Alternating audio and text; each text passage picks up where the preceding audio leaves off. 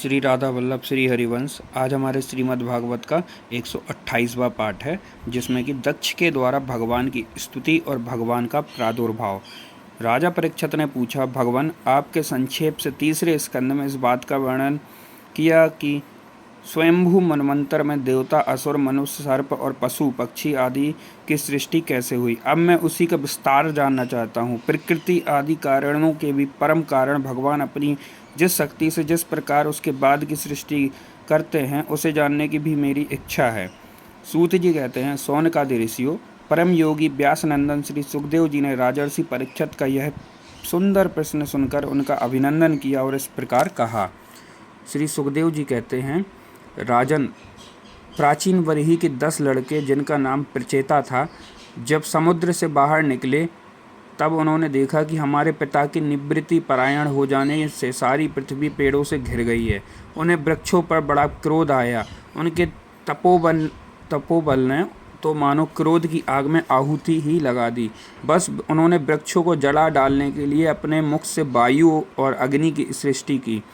परीक्षित, जब प्रचेताओं को छोड़ी हुई अग्नि और वायु उन वृक्षों को जलाने लगी, तब वृक्षों के राजाधिराज चंद्रमा ने उनका क्रोध शांत करते हुए इस प्रकार कहा, महाभाग्यवान प्रचेताओं, ये वृक्ष बड़े दीन हैं। आप लोग इनसे द्रोह मत कीजिए, क्योंकि आप तो प्रजा की अभिवृद्धि करना चाहते हैं और सभी जानते हैं कि आप प्रजापति हैं।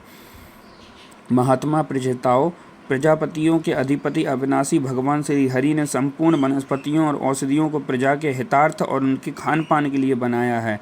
संसार में पाँखों से उड़ने वाले चर प्राणियों के भोजन फल पुष्पादि अचर पदार्थ हैं। पैर से चलने वालों के घास तृणादि बिना पैर वाले पदार्थ भोजन हैं। हाथ वालों के वृक्ष लता आदि बिना हाथ वाले और 2 पैर वाले मनुष्य आदि के लिए धान, गेहूँ आदि अन्य भोजन हैं। कि 4 पैरों वाले ऊँट आदि खेती प्रवृत्ति के द्वारा अन्न की उत्पत्ति में सहायक है। निष्पाप प्रचेताओं, आपके पिता और देवादिदेव भगवान ने आप लोगों को यह आदेश दिया है कि प्रजा की सृष्टि करो। ऐसी स्थिति में आप वृक्षों को जला डालें, यह कैसे उचित हो सकता है। आप लोग अपना क्रोध शांत करें और अपने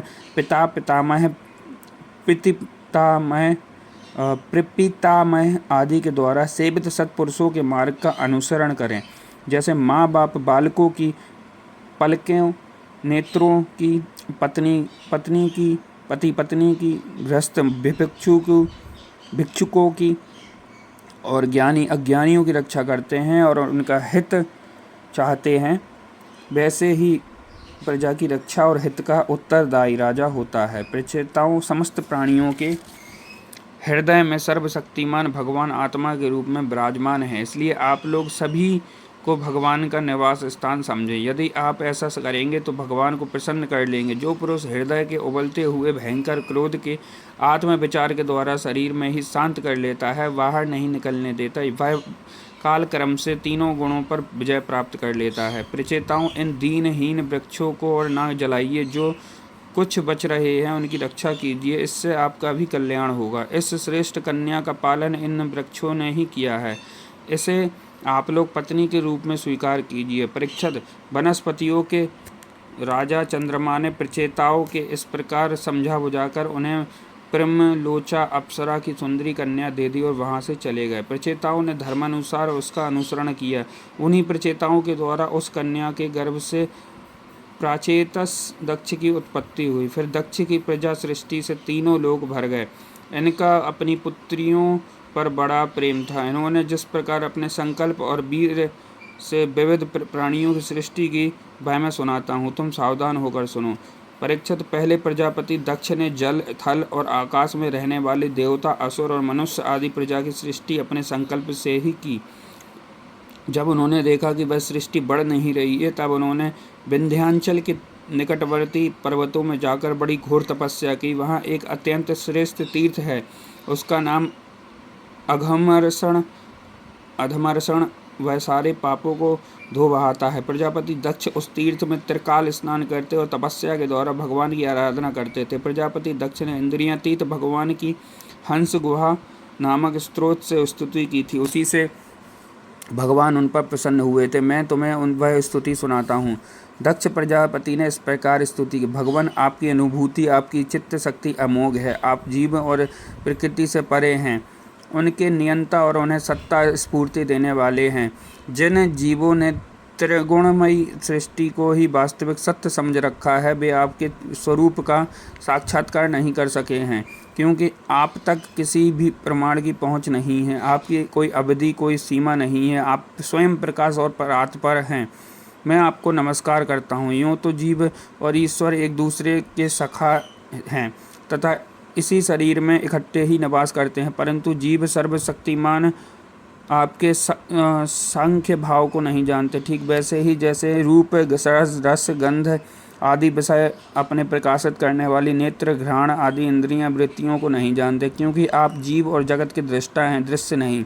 महेश्वर, मैं आपके श्री चरणों में नमस्कार करता हूँ। देह, प्राण, इंद्रियां, अंतःकरण की वृत्तियाँ, पंच महाभूत और उनकी तन्मात्राएँ, ये सब जड़ होने के कारण अपने को और अपने अतिरिक्त को नहीं जानते, परंतु जीव इन सबको, इनके कारण सत्व, रज और तम, इन तीन गुणों को भी जानता है, परंतु जब वह भी दृश्य अथवा श्रेय रूप से आपको नहीं जान सकता, क्योंकि आप ही सबके ज्ञाता और अनंत हैं।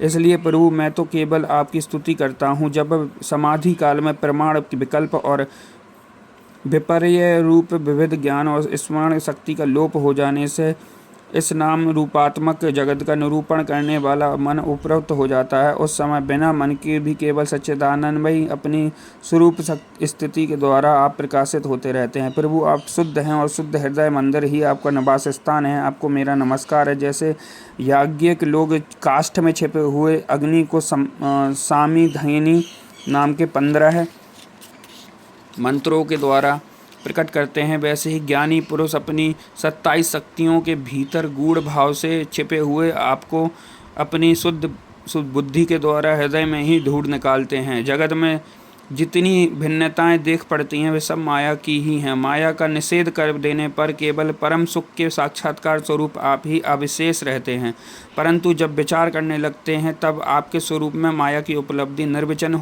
नहीं हो सकता, अर्थात माया भी आप ही हैं। अंततः सारे नाम और सारे रूप आपके ही हैं।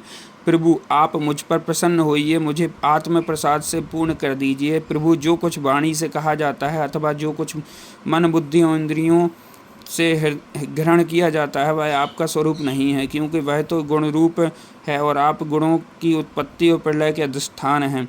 आप में केवल उनकी प्रतीति मात्र है। भगवान, आप में ही यह सारा जगत स्थित है, आपसे ही निकला है और आपने और किसी के सहारे नहीं, अपने आप से ही इसका निर्माण किया है। यह आपका ही है, आपके लिए ही है। इसलिए रूप में बनने वाले भी आप हैं और बनाने वाले भी आप ही हैं। बनाने की विधि भी आप ही हैं। आप ही सबके काम लेने वाले भी हैं। जब कार्य और कारण का भेद नहीं था, तब भी आप स्वयं सिद्ध स्वरूप से स्थित थे। इसी से आप सबके कारण भी हैं।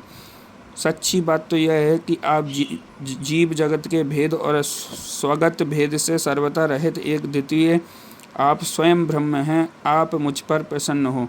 प्रभु, आपकी ही शक्तियाँ वादी प्रतिवादियों के विवाद और संवाद एक मत्स्य का विषय होती है और उन्हें बार बार मुँह में डाल दिया करती हैं। आप अनंत, अप्राकृत, कल्याण गुणगणों से युक्त एवं स्वयं अनंत हैं। मैं आपको नमस्कार करता हूँ। भगवान,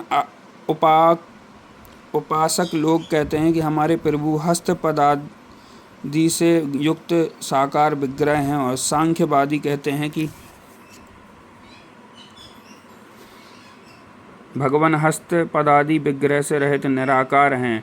यज्ञ भी इस प्रकार वे ही एक वस्तु के दो परस्पर विरोधी धर्मों का वर्णन करते हैं, परंतु फिर भी उसमें विरोध नहीं है, क्योंकि दोनों एक ही परम वस्तु में स्थित हैं। बिना आधार के हाथ पैर आदि का होना संभव नहीं है, और निषेध की भी कोई ना कोई अवधि होनी हो चाहिए।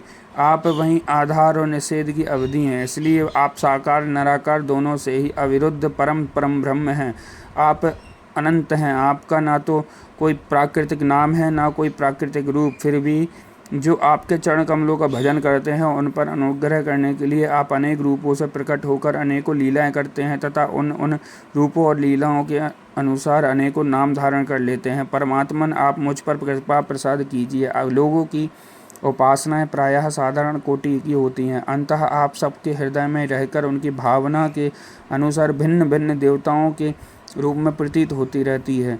ठीक वैसे ही जैसे हवा गंध का आश्रय लेकर सुगंधित प्रतीत होती है परंतु वास्तव में सुगंधित नहीं होती, ऐसी सबकी भावनाओं का अनुसरण करने वाले प्रभु मेरी अभिलाषा पूर्ण करें। श्री सुखदेव जी कहते हैं, परीक्षित विंध्याचल के अश्वमर्षण तीर्थ में जब प्रजापति दक्ष ने इस प्रकार स्तुति की तब भक्तवत्सल भगवान उनके सामने प्रकट हुए। उस समय भगवान गरुड़ के कंधों पर चरण रखे हुए थे। विशाल और एवं हुष्ट पुष्ट 8 भुजाएं थी। उनमें चक्र, शंख, तलवार, ढाल, बाण, धनुष, पास और गदा आदि धारण किए हुए थे। वर्षाकालीन मेघ के समान श्यामल शरीर से पर पीताम्बर फहरा रहे थे। मुखमंडल प्रफुल्लित था, नेत्रों से प्रसाद की वर्षा हो रही थी। घुटनों तक बनमाला लटक रही थी। वक्ष स्थल पर सुनहरी रेखा, श्रीवत्स चिन्ह और गले में कौस्तुभ मणि जगमगा रही थी। बहुमूल्य किरीट, कंकन, मकराकृति, कुंडल, करधनी, अंगूठी, कड़े, नूपुर, बाजूबंद अपने अपने स्थान पर सुशोभित थे।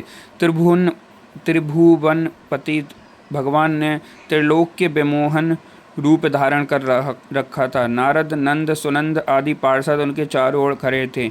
इंद्र आदि देवेश्वरगण स्तुति कर रहे थे तथा सिद्ध, गंधर्व और चारण भगवान के गुणों का गान कर रहे थे। यह अत्यंत आश्चर्यमय और अलौकिक रूप देखकर दक्ष प्रजापति कुछ सहम गए।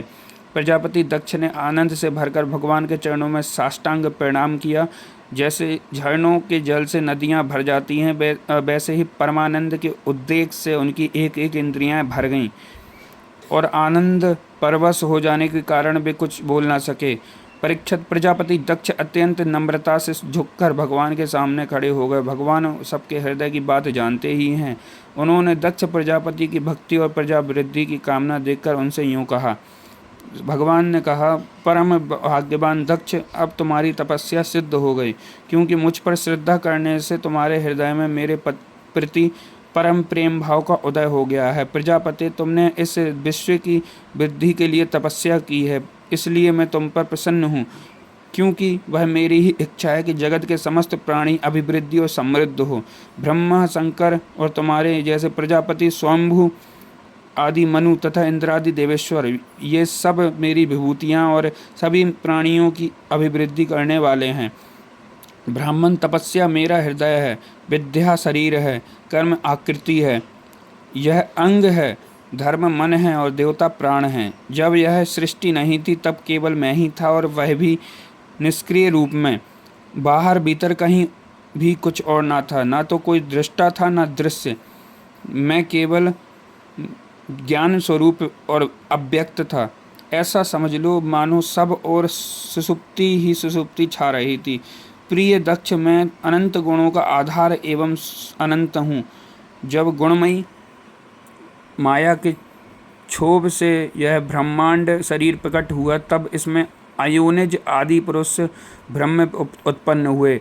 जब मैंने उनमें शक्ति और चेतना का संचार किया तब देव शिरोमणि ब्रह्म सृष्टि करने के लिए उगत हुए, परंतु उन्होंने अपने को सृष्टि कार्य में असमर्थ सा पाया। उस समय मैंने उन्हें आज्ञा दी कि तप करो। तब उन्होंने घोर तपस्या की और उस तपस्या के प्रभाव से पहल तुम 9 प्रजापतियों की सृष्टि हुई। प्रिय दक्ष, देखो, यह पंचजन प्रजापति की कन्या आसिकी है। इससे तुम अपनी पत्नी के रूप में ग्रहण करो। अब तुम गृहस्थोचित स्त्री सहवास रूप धर्म को स्वीकार करो। यह आसिकी भी उसी धर्म को स्वीकार करेगी, तब तुम इसके द्वारा बहुत सी प्रजा उत्पन्न कर सकोगे। प्रजापति, अब तक तो मानसी सृष्टि होती थी, परंतु अब तुम्हारे बाद सारी प्रजा मेरी माया से स्त्री पुरुष के संयोग से ही उत्पन्न होगी तथा मेरी सेवा में तत्पर रहेगी। श्री सुखदेव जी कहते हैं, विश्व के जीवनदाता भगवान श्री हरि यह कहकर दक्ष के सामने ही इस प्रकार अंदर ध्यान होगा जैसे स्वप्न में देखी हुई वस्तु स्वप्न टूटते ही लुप्त हो जाती है। श्री कृष्णाम चरण अस्तु।